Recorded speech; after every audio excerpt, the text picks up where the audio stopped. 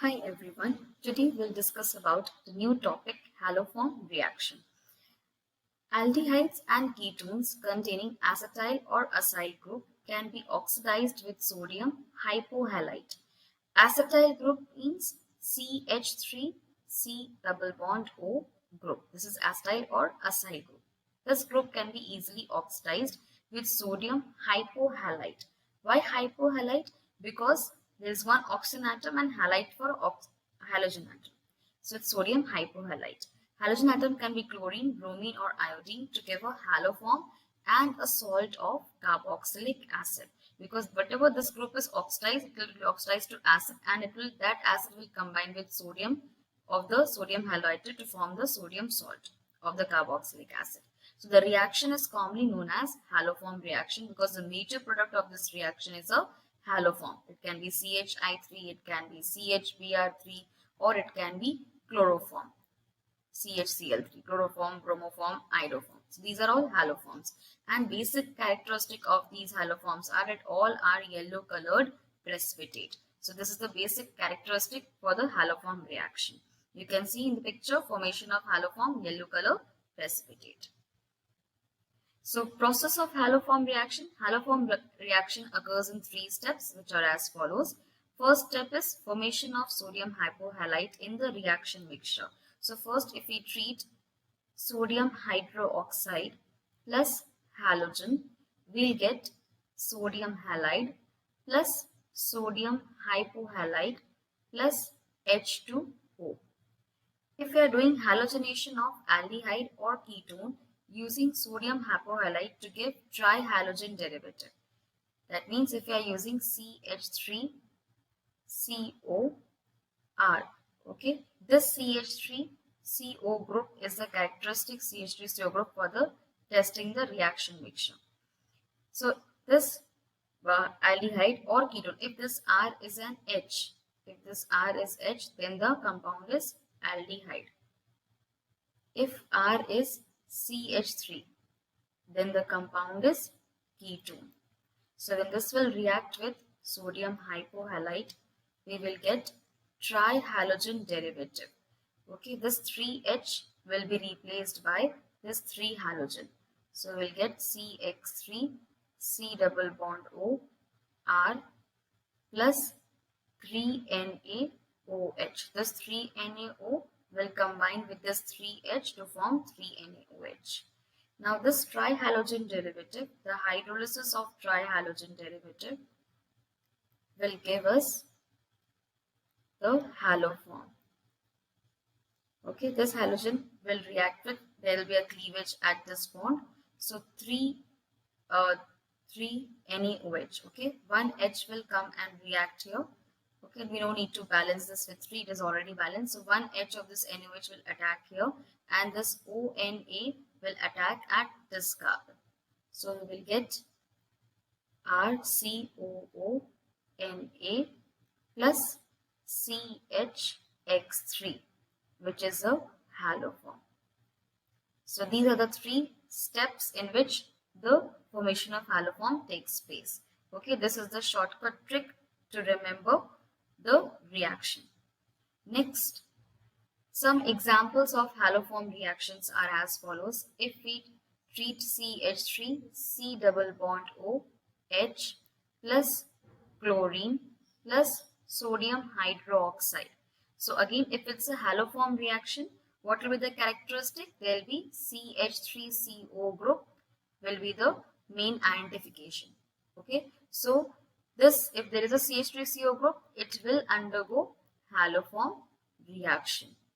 So let us now find what are the products of this reaction. So we need to find the product of this reaction.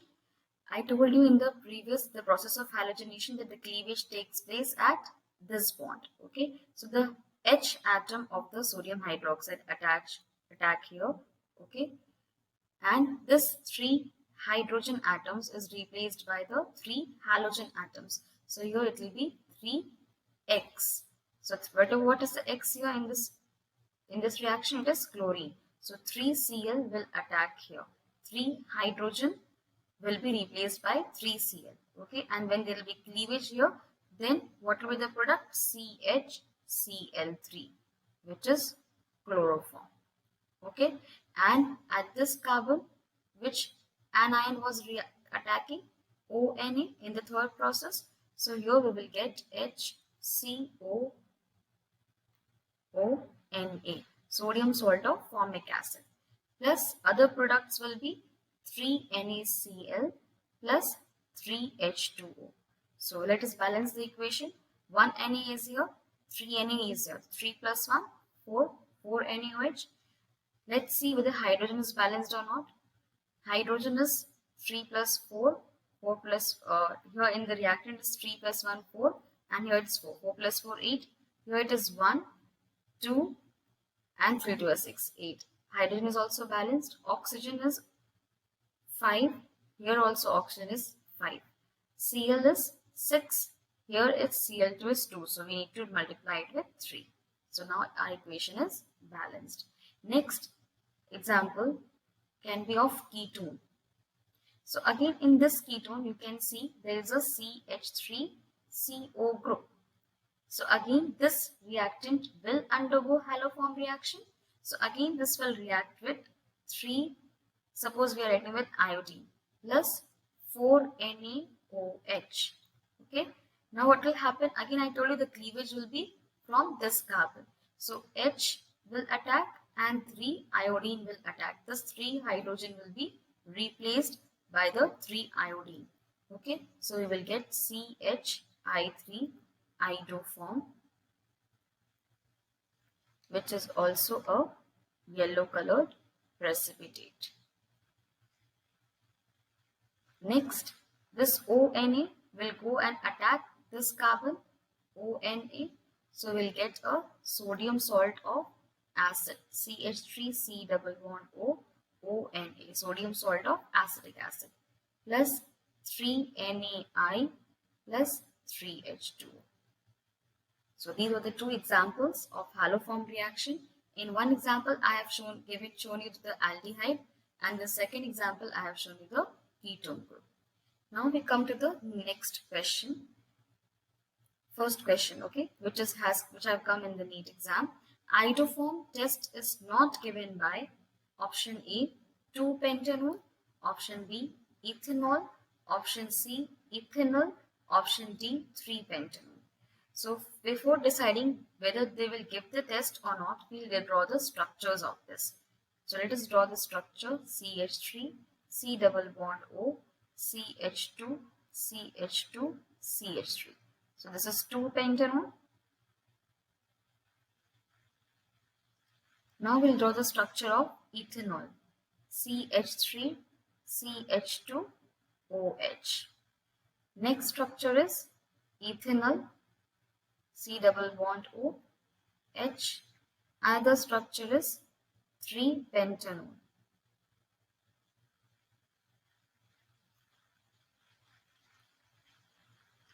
Okay. Now let us see which will undergo iodoform reaction, okay, iodoform test, and which will not undergo iodoform reaction. Just 3-pentanol.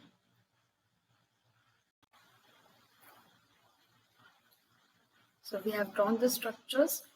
Now, which the characteristic of iodoform test, the compounds which contain the CH3CO group. Okay, the compounds which have the CH3CO group will only give the iodoform test. So this compound 2-pentanol is having CH3CO group. So this will give the iodoform test.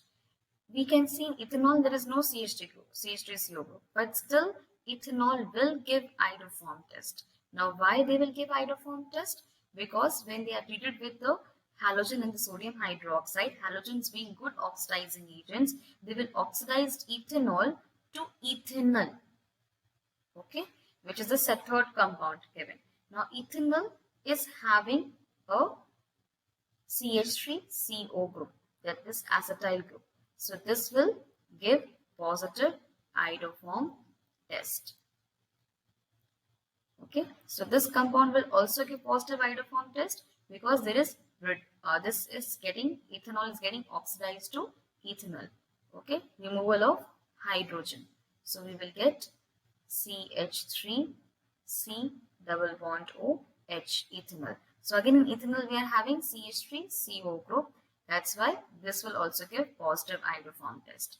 Okay, because in iodoform test we use halogen and sodium hydroxide, which are good haloforms.